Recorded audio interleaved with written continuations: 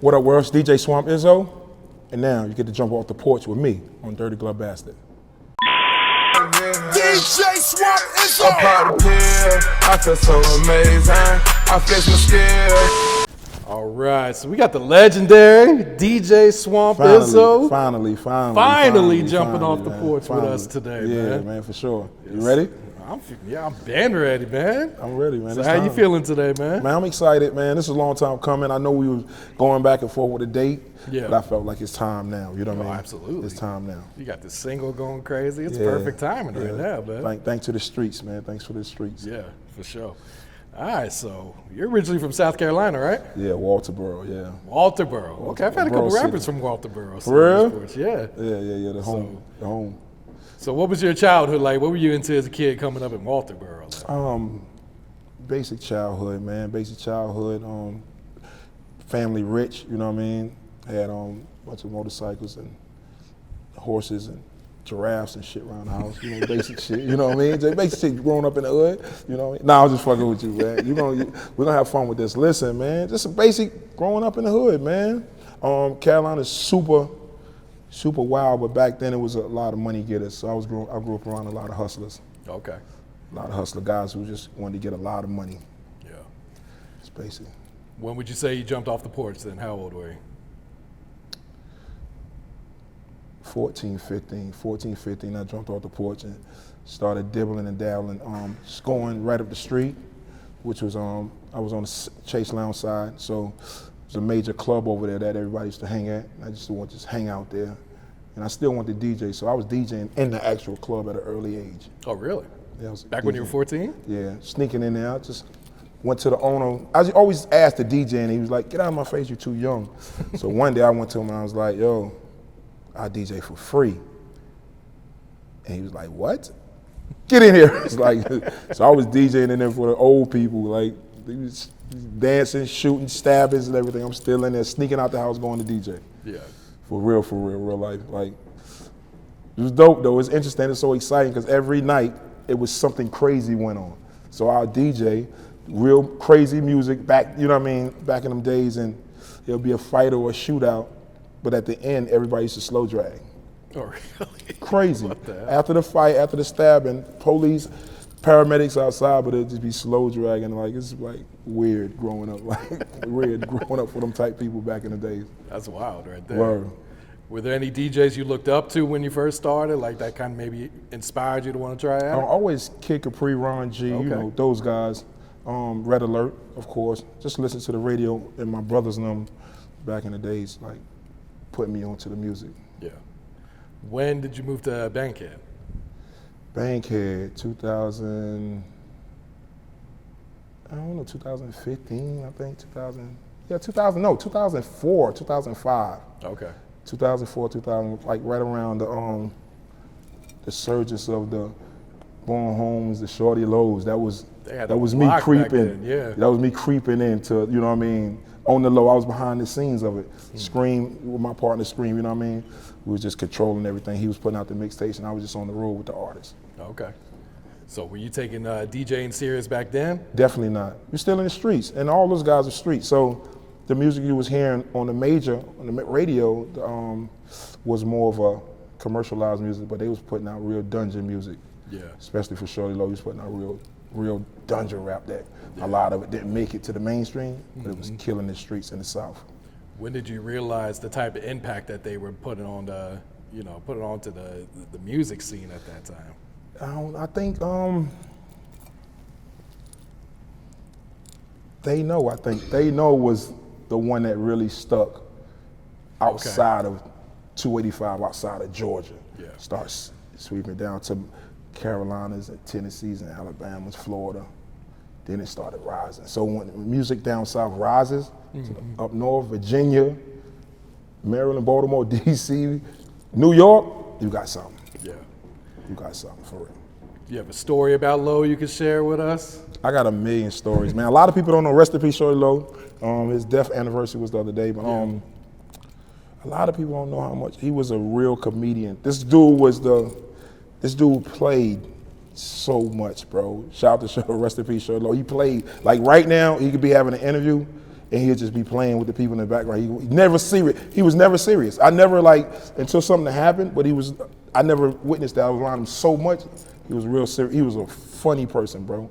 Funny, like we riding, if we going on the road or we in an airport, he can't even just be still. He just be kicking your foot or throwing ice somewhere. He just like clowning so much, bro. So he was a real funny dude, man. Rest in peace, Lo, bro. Absolutely.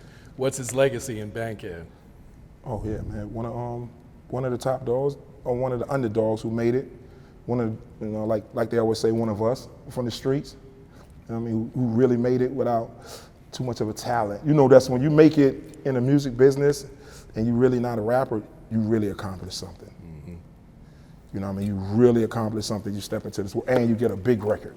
Oh yeah. That's when you really accomplish. So he's, you know, one of the street dudes, one of the guys who regular, you know what I mean? Regular dudes. Yeah. Long live Lo, man. Long live Lo, for sure. So what was it like spinning that club Crucial back then? Oh man, you did your research. Yes, Choose sir. Crucial, man. I've been to Crucial 6-7 years. The birth of my brand at itself, and of course the birth of Shawty Lo brand. You know what I mean? That's where it started at. A little bit of Shop Boys and everybody else behind it. I broke a lot of records in there. Young Scooter, beginning of the Thug and Cash Out, and a lot of the rich kids and Dro, and a lot of those guys. That was me. I was in Crucial, just going crazy. And the owners, that's when Tip had it, it was a lot leady. I like just bananas. He was like, just go crazy. And you know, Derek took it over, and same thing. They just let me fly. They just let me be me in the club. Yeah.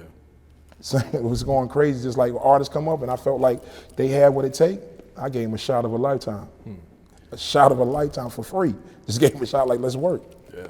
For real, for real. What all goes into actually breaking a record? Because a lot of people think it's just being the first one to spin it, but I know there's a lot more to it than that. My definition of breaking a record is somebody who will play it constant, because somebody's always never hearing it. Mm-hmm. So that guy who's breaking the record, he's been on it for a year or two.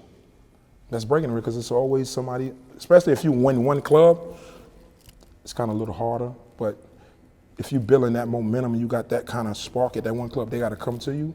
So the more you play it, the more you breaking it. So you really breaking it, because when they come to Bankhead and one of the infamous clubs, Crucial, they heard this sound. I had this one sound. And then next door you had the Pool Palace, T-Rock, they had that sound. Mm-hmm. But when you was in the Flame, when you were in the Crucial, you got that street. Yeah. You got that street. When you walk through the doors, you feel it's just a whole different environment. Yeah, both of those clubs, the Pool Palace and Crucial, got that. T-Rock was over there shaking. And I used to try to get in there. But T-Rock, he had this, oh man, he had a whole nother, I don't even understand the style of DJing he had, but he had something special that he broke a crazy records over there. Oh yeah, absolutely. So I couldn't get over there, so shout out to Big Quint, and Vince, they pulled me over at Crucial. And I created a whirlwind. Absolutely. I created a whirlwind because I was just like, I'm in the streets every day, so I'm like, you don't even have to have the talent. If I could just hear a little bit of it, I'm taking a shot on it. Yeah. And that's where you get the young Scooters and the Thugs and Futures and K-Camps and the Ralos and you know what I mean? And so many. Yeah. I'm just taking a shot before they got 4 songs. I'm taking a shot when they got 1 song. Mm-hmm. I was playing Low when he had 1 song. 1 song. 1 song. It was like just playing around. He just really wasn't even taking it serious. Mm-hmm. I'm like, oh, you got one, because Stuntman of D4, he was the guy, he had this little crew called Chopper Family. So I was really focused on them, and we was putting out the mixtapes. Okay. But Low was like, oh, what y'all doing? Put out mixtapes. He was like, I want to do one. But he ain't had no songs, so trust me, I was like, just amazed. He was just grinding. I always hear his name, without rap. I'm like, oh, he rapping? It's crazy. Yeah. This guy rapping? Oh, that's crazy. Because he was already that guy, like name ring bells on this one street. Oh, absolutely, yeah. Like for real. Yeah. How long you been at Blue Flame now? I've been in the Flame a couple of years, man. 7, 8 years in the Flame. Started more than a couple. Yeah, started one night on a Wednesday. Shout out to Marco Diamond. Started one night, And you know, I'm coming in just taking over. So on my first night there, I tried it, not knowing nothing about the strip. I was never a strip club dude, so went in there and tried it and just did me. And they was like, could you come back tomorrow? So when I came back the next day, I came back with posters, flyers. You walk in the front door, I had an 8-foot poster. I'm trying to take over, you know what I'm saying? I'm trying to really take over. So I had so much promotional stuff, and then I'm telling the people in the streets, like, I'm right up the street now. I'm right up the street, so it's just gradually bringing the people. So the club owner had to make it bigger. So if you ever been to the Flame, you notice it's bigger now. Oh yeah. They had to make, I'm bringing that much energy into that club. It's been there 30 years, but it's a whole nother, since I've been there, it's a whole nother energy and a whole nother, you know what I mean, whole nother vibe. You walk in the Flame because it's not just the normal. I'm bringing a party vibe to what you're seeing in these clubs. I don't want to say I'm the creator of that, but when you walk in a regular club now, it's like dancers in regular clubs. Yeah. I was bringing that to the Flame then. Oh yeah. Yeah. I feel that. Yeah, and talk about, you know, strip clubs' impact on breaking so many songs here in Atlanta, man. It's a huge part of the culture. Yeah, because everybody's running to the excitement. You know, strip club is like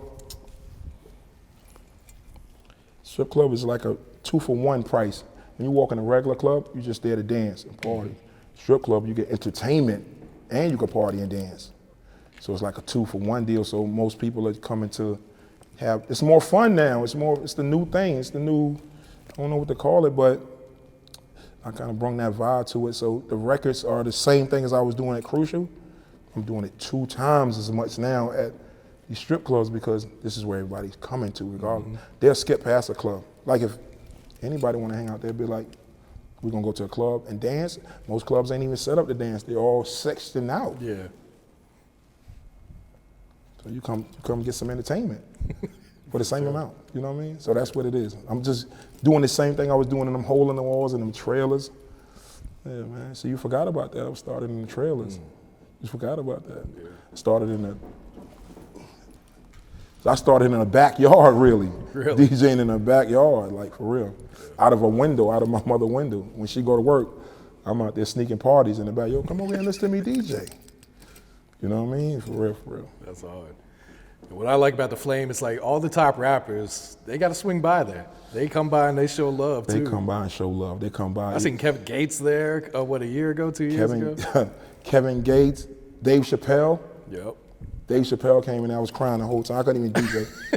Dave Chappelle, Michael Blackston, oh my God. That's the hardest time to DJ when comedians come in because they just interrupt the whole, you know, it's a whole vibe. And then they just take the mic and then everybody be crying in the club, be like, oh man.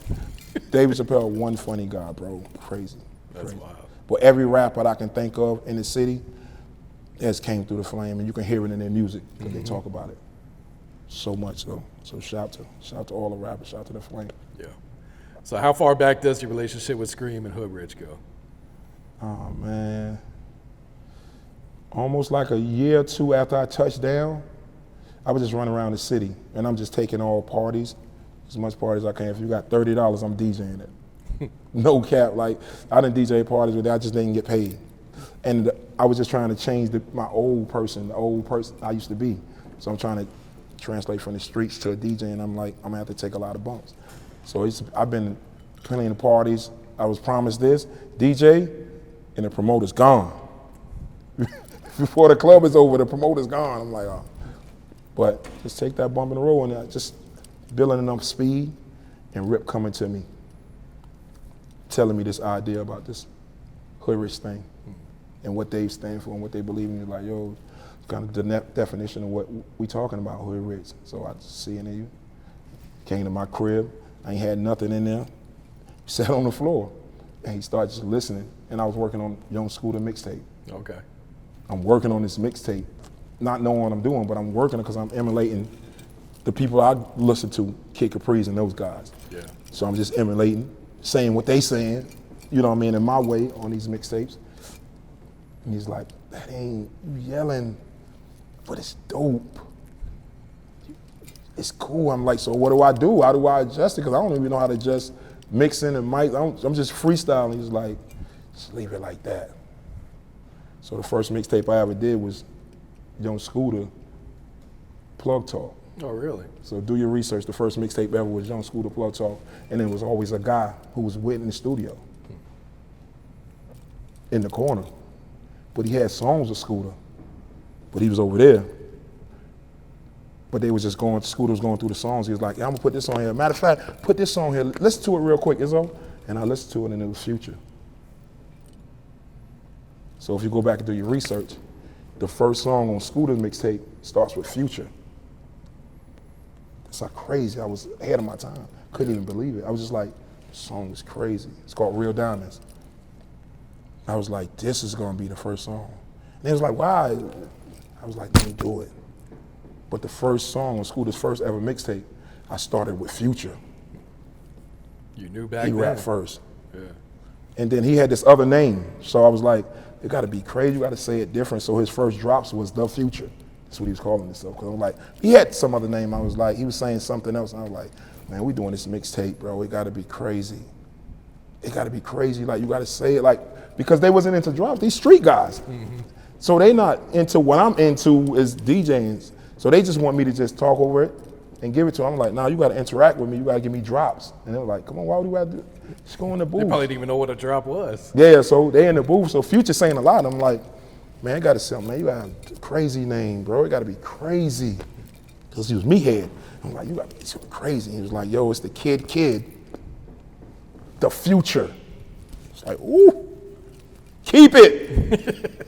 Mixtape. So if you ever pick that up, if you can find it, Plug Talk Young Scooter. I don't even think that one's online, is it? Just come on, man. We got some work out here. It's been some work. I've been putting in some work for real. Yeah. But Plug Talk Young Scooter, Future, first on there. Yeah. What's it like working with Scooter? Because I know you've done almost every tape. That's like, that's my man. That's my blood. That's that's my everything, my heart. So he didn't even want to do music. I feel like he still doesn't want to do music. He didn't want to do music. I'm gonna say this on camera. He's gonna be mad, but I conned him into do music. He didn't. He thought rap still is the lamest thing in the world. And I don't even want to curse. He thought it was the lamest, the lowest thing you could be, because he's so caught up in where we come from. You know what I mean? Where we come from. So I'm like, bro, I want to do the DJing, but I need a rapper that I have. You know what I mean? I can control and I can, like, come on, bro, just say a verse or just here, I wrote this, just say this, like something.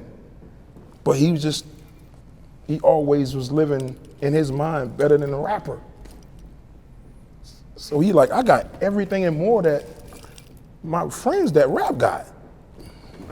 So it was harder to convince. So one day he came to me and like, I got it. I was like, what? What you got? I got a song. Stopped everything, stopped my life, stopped Earth. And I just, you know what I mean?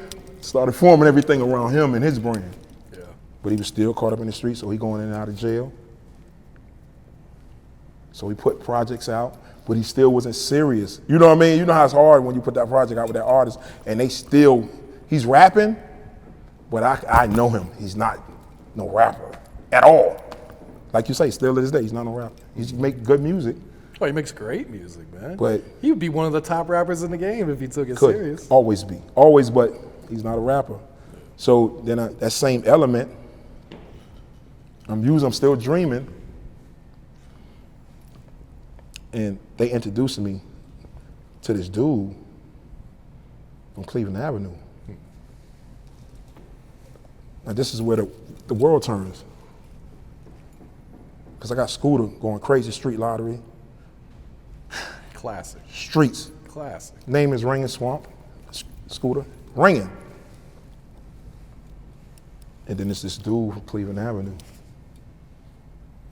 Same element. Don't want to rap, but can rap. Amazingly rap, but don't want to rap. In the streets. So I meet him. Guys introduce me to him. I meet him. He nonchalant. Play the music. Mind blowing. He not even bopping his head to the music. He have no concern of the music. So I'm listening, I'm like, but I'm looking at him, he like this, like, Like, we leaving yet? Who is this dude? Like, who is this guy? Why are we sitting here with him? Like, you literally like that. Like, and I'm going through songs. I'm skipping because I'm trying to find a song that I don't like because I like it. So, and it's like, this is a mixtape we're gonna do. I'm like, give me a song that I don't like because this not him. He's not bopping his music. He's not talking, so I can't hear his voice to even compare if this him.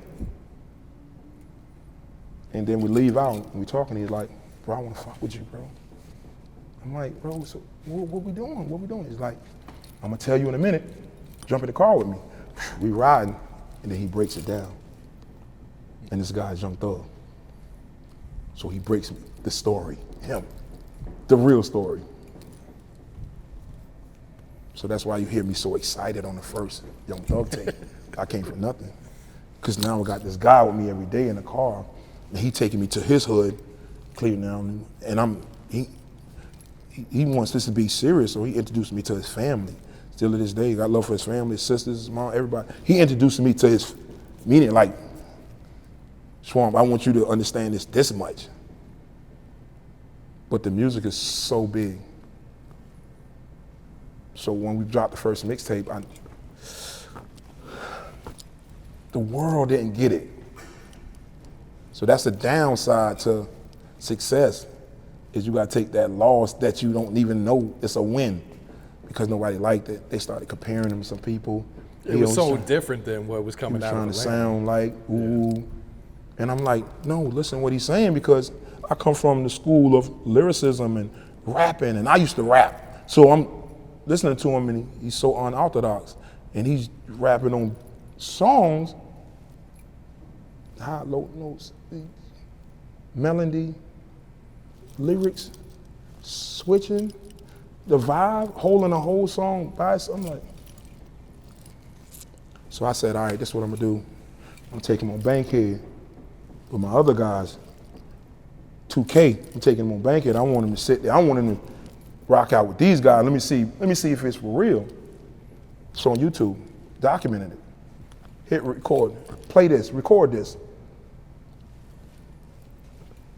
It's unbelievable. I'm telling the world about Young Thug. They like, get out my face. I don't want to hear it. It's tape 1, so we go back and do tape 2. Mm-hmm. We get MTV top 5 mixtape. So now we getting accolades, but still nobody's really getting it. They getting it, but I could tell they get it because I'm playing. I'm still, never stopping the club. Still in the club, but they, I think, WAP killing it. OJ, they got the sound, but we dropped this third one. It was over with then. The intro.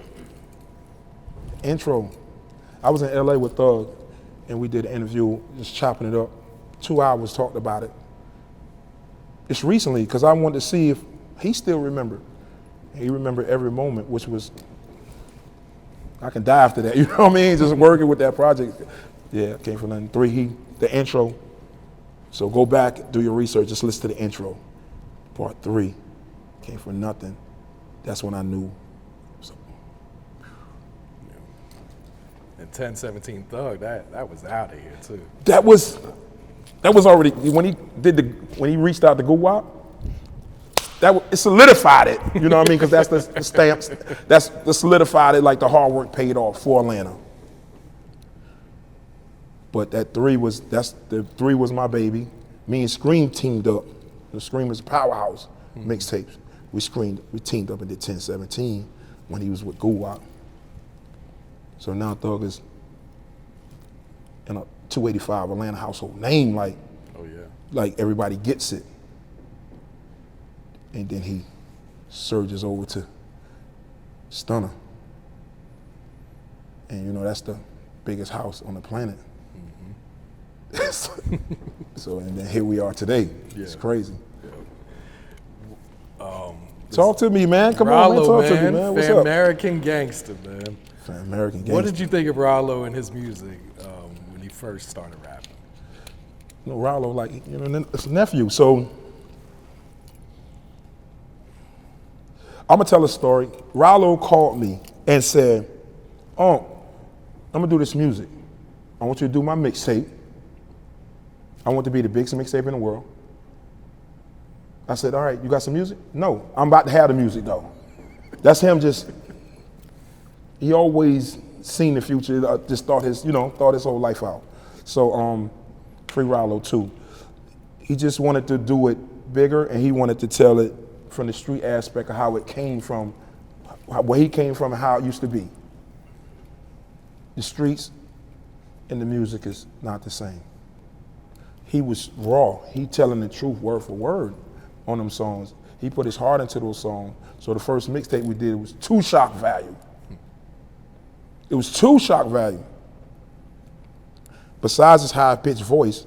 Yeah, a lot of people couldn't get past that. I remember that when it came out. Besides that, if you listen to anything he said, it was too much of shock value. It was too real for TV. Ralo was, in the beginning, was too real for TV.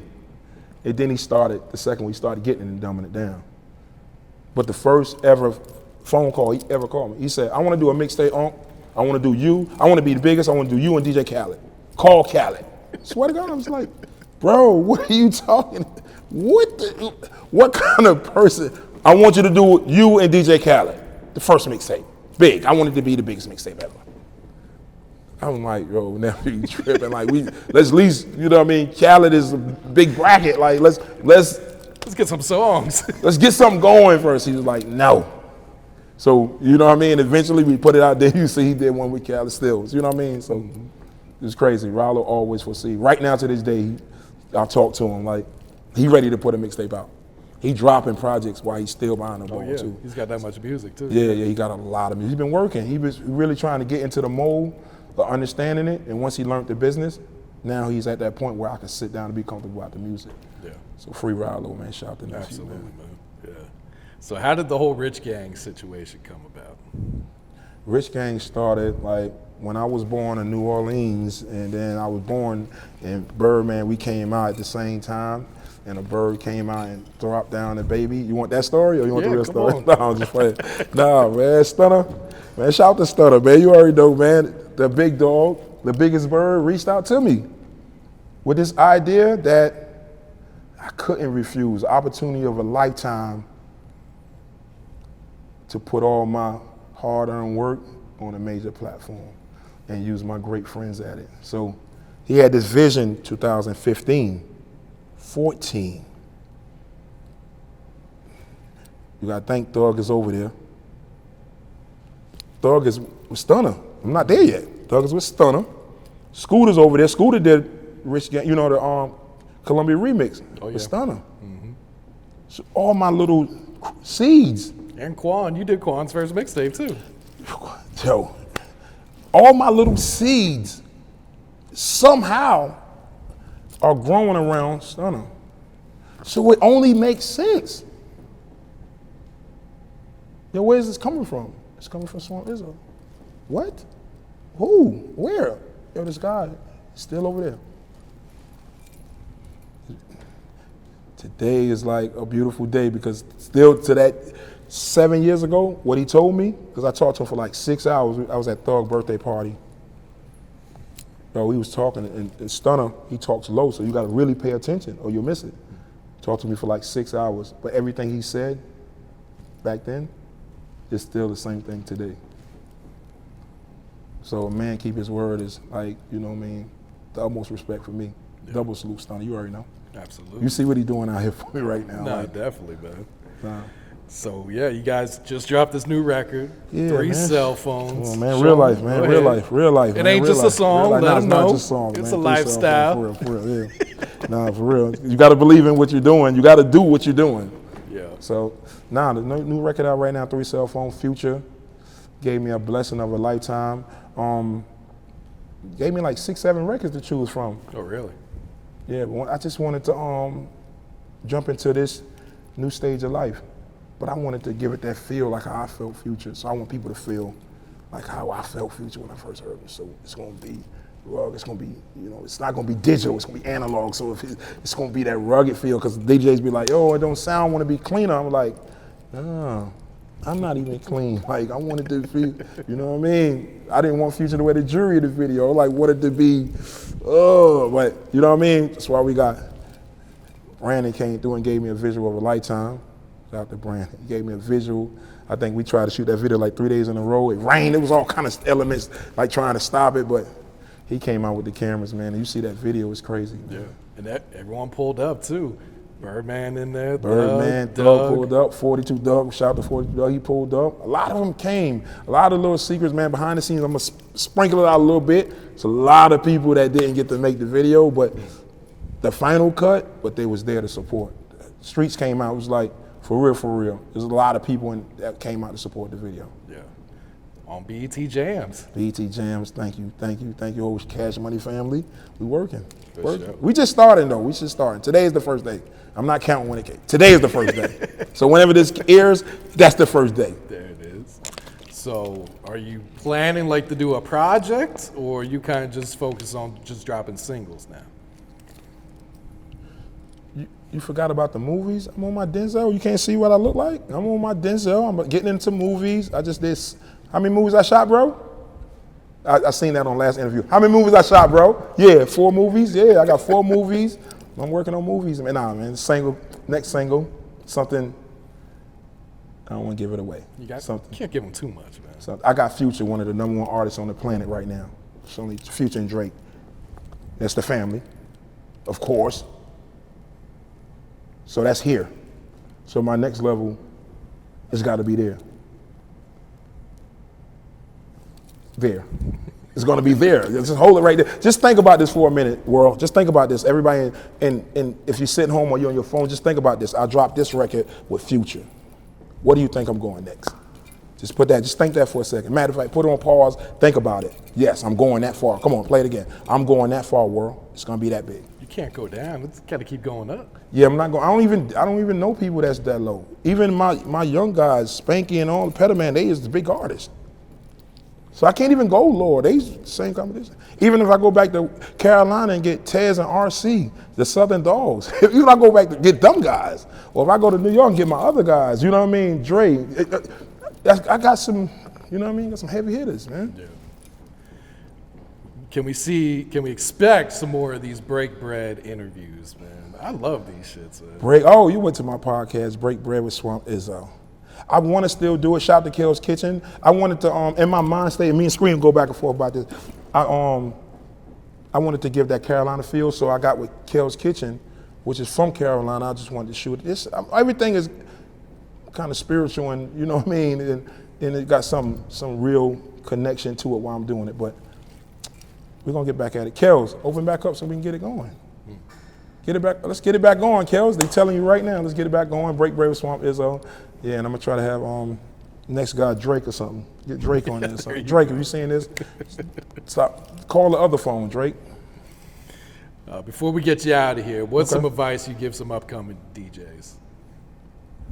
I got one motto. If anybody know me, still dream, keep dreaming. And my motto is never how you started, it's how you finish. That's it, man. Like, keep dreaming, guys.